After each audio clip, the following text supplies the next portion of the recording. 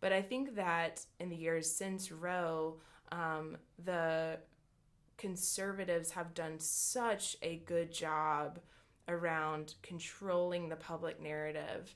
And I think part of it is, I think folks in general want to have clarity about life's most complex issues, things about life and death and why bad things happen.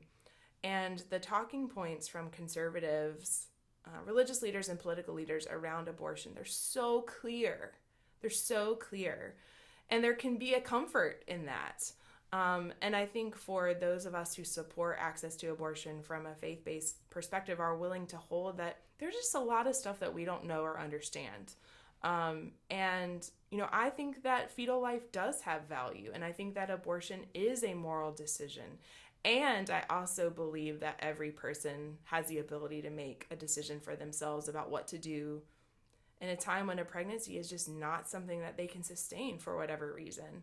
And it's less about when does life begin? When does personhood begin? I don't have clear answers around that, but I do know that when I look at the story overall of kind of who we are as people of faith, there's very little about abortion, but there's a lot about reproductive decision making and reproductive oppression.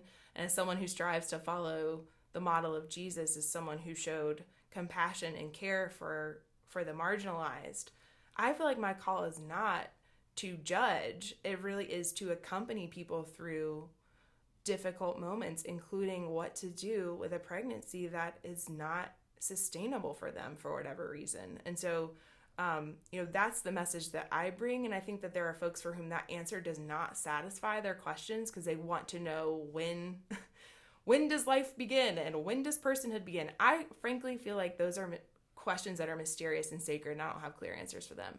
But I am very clear about what my call is. And again, that's to care for my neighbor as I care for myself. And that means caring for people with unintended pregnancies.